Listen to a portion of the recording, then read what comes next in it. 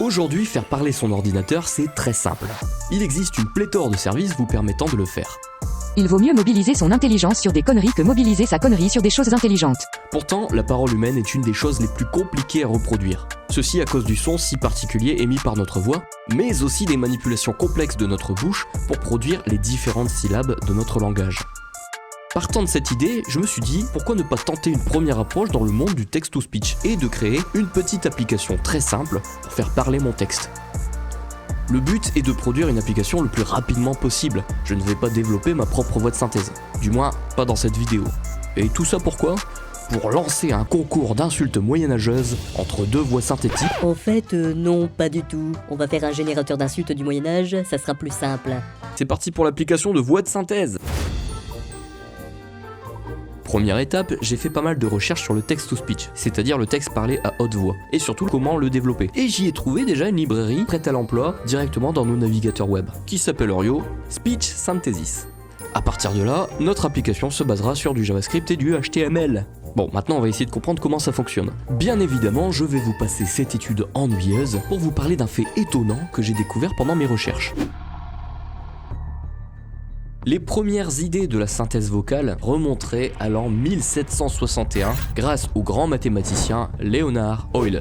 Il aurait donc dit, il y a 261 ans, la construction d'une machine propre à exprimer tous les sons de nos paroles avec toutes les articulations serait sans doute une découverte bien importante. Mais en gratouillant un peu plus dans les origines de la synthèse vocale, j'ai découvert une étrange histoire remontant beaucoup plus loin que 1761. Mais d'abord, revenons au code.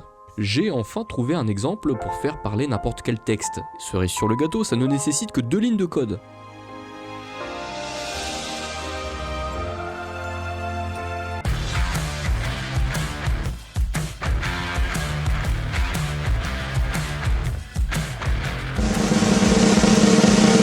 Bonjour à tous.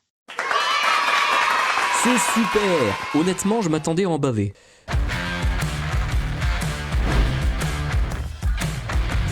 Raflure de bidet, face de paix, brosse à chiottes. Fiente de porc, bouse de vache, tête de pu, cornichon diplômé, blaireau, rat d'égoutette, de pain protéieux, de bourrin, Crapé du lac, cerveau de poule. Top! C'est amusant un petit moment, mais il va falloir qu'on trouve des nouvelles voix. Je replonge dans la documentation. Bon, je vais continuer mes recherches. En attendant, je vais vous raconter cette étrange histoire que je vous avais promis. Pour cela, rendez-vous en l'an 999. Un peu plus de 1000 ans avant notre époque. Nous sommes donc dans la période du Moyen-Âge où la technologie est censée être synonyme de magie. Et ça tombe bien puisque en l'an 999, un mystérieux moine intéressé par la magie est devenu pape. Il faut savoir qu'au Moyen-Âge, la magie et la sorcellerie étaient très sévèrement punies. On va dire de bout, je te confirme que la punition est sévère. Donc ce personnage nommé Sylvestre II s'en sortait plutôt bien.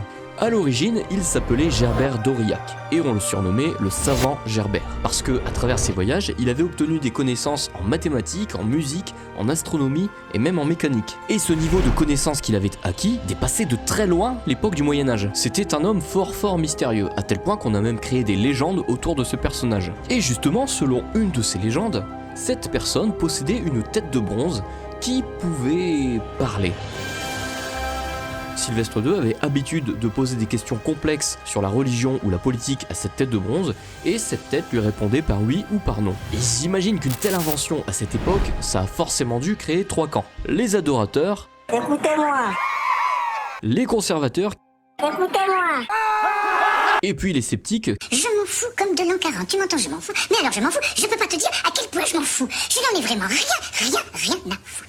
qui auraient crié à la supercherie. Et je pencherai plutôt de ce côté-là. Mais ce qui est intéressant, c'est que cette supercherie aurait été réalisée à base d'automates. Ce pape Sylvestre II n'aurait-il pas créé la première voie de synthèse avec 800 ans d'avance? Eh bien, on ne le saura jamais, puisque, à sa mort, cette tête magique aurait été détruite, et toutes les connaissances pour la fabriquer auraient été cachées. Revenons-en à notre application. Bon, c'est pas si simple que ça. J'ai bien essayé de charger des voix différentes, absolument rien ne s'est passé, même pas une erreur. Il utilise toujours Cette fameuse voix ridicule et pas du tout réaliste par défaut. voilà, donc je comprends pas pourquoi. En revanche, j'avais vu sur un forum que l'API Speech Synthesis utilisait une bibliothèque de voix disponible dans notre OS. Étant sur Microsoft Windows, je me suis dit je vais télécharger les voix. Et j'ai bien obtenu les voix. Malgré ça, l'application continuait tout le temps à utiliser la voix par défaut. Espèce de sale machine de... J'ai trouvé! J'avais complètement oublié que cet outil fonctionnait de manière asynchrone. Pour faire simple, vous avez deux types de programmes, les programmes synchrones et les programmes asynchrones. Avec des instructions dites synchrones, le programme va attendre que chaque instruction soit terminée avant de passer à la suivante. Si une instruction tarde, eh bien tout le programme est bloqué et on attend. A l'inverse, avec les instructions asynchrones, le pointeur va exécuter toutes les instructions sans attendre que ces instructions soient terminées pour passer à la suivante. Alors c'est bien parce que comme ça va beaucoup plus vite, mais le problème ici c'est que ma pauvre instruction qui consistait à remplir ma variable avec les voies chargées n'a rien reçu du tout puisque l'instruction du chargement des voies n'a jamais le temps de se terminer avant. Et voilà le résultat! La solution était bête, il fallait utiliser un événement qui était très bien caché dans la documentation pour ma défense. Je me sens quand même bête. Mais c'est pas une raison pour vous foutre de sa gueule! C'est ça la programmation. C'est comme une boîte de chocolat. On ne sait jamais sur quoi on va tomber. Donc il ne me restera plus qu'à faire l'interface graphique avec quelques options en bonus. Mais du coup cette histoire de tête parlante au Moyen-Âge, c'est faux ou c'est vrai ? D'après mes recherches, il y a eu beaucoup de croyances autour de Sylvestre II. On en retrouve notamment dans le livre L'Homme qui rit de Victor Hugo, où il émet certains doutes à la page 314. Sylvestre II dialoguait avec les oiseaux. Les oiseaux parlaient-ils ?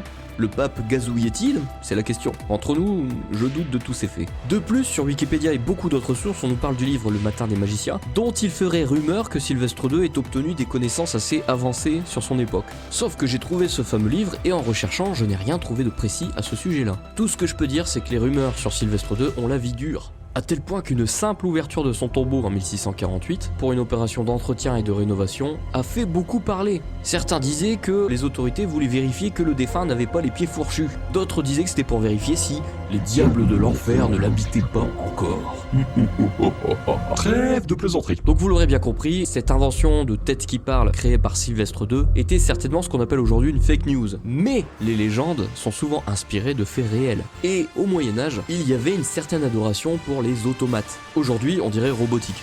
On retrouve la trace notamment de Albert le Grand qui aurait construit en 1277 une tête de métal qui répondrait à absolument toutes les questions sur l'avenir. Cette tête était tellement effroyable pour l'époque que son apprenti, du nom de Thomas, l'aurait complètement éclaté à coups de marteau. Et il y a eu beaucoup d'autres traces d'automates dans l'histoire, plus ou moins incroyables. Enfin, j'ai trouvé pas mal de choses qui montrent que les automates n'étaient pas une légende, et donc le fait qu'ils pouvaient parler était bien possible. Et les choses viennent se confirmer grâce à l'inventeur Christian Gottlieb Krasenstein. Pas sûr que ça se prononce comme ça. Il a inventé en 1769 deux têtes qui pouvaient dire certaines phrases. Mais ce qui est intéressant ici, c'est que cette invention a été officialisée. On peut donc retrouver deux documents témoignant de ce fait historique. Le premier présentant l'exposition des têtes parlantes, qui nous indique en plus que ces têtes pouvaient prononcer « Le roi donne la paix à l'Europe, la paix couronne le roi de gloire, et la paix fait le donneur des peuples. » Et blablabla, et blablabla, et blablabla. Et pour couronner le tout, sans faire de jeu de mots, on peut retrouver à la Bibliothèque nationale un procès verbal avec un rapport rédigé à la main de l'examination de ces deux têtes parlantes, qui explique que ces têtes parlantes ne s'expriment pas aussi bien qu'un humain, mais que les phrases prononcées sont très reconnaissables pour que l'invention soit reconnue comme une avancée dans la science. Personnellement, pour moi ça me convainc fortement qu'au Moyen-Âge, il était possible qu'il existait de telles têtes parlantes, puisque même en 1783, où l'électronique n'existait pas, il était possible de reproduire la voix humaine avec de la mécanique et des instruments avant. Voilà, j'ai enfin mes différentes voix, ce qui donne. Bonjour, c'est Charline. Bonjour, c'est Sylvie.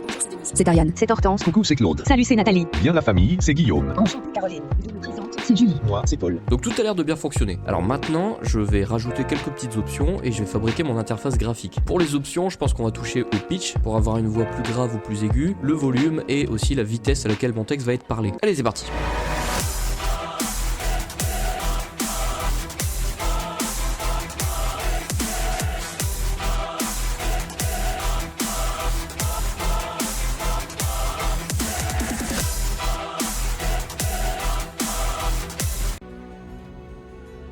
Trop cool cet outil.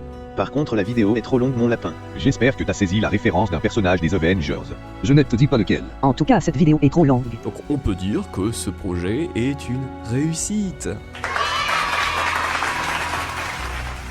J'espère que ça vous aura plu, et si vous avez envie de développer une voix de synthèse en JavaScript, je ferai certainement un tutoriel de comment faire sur ma chaîne CodeRox. Donc je vous laisse le lien dans la description, et puis voilà, on se dit à plus. Allez!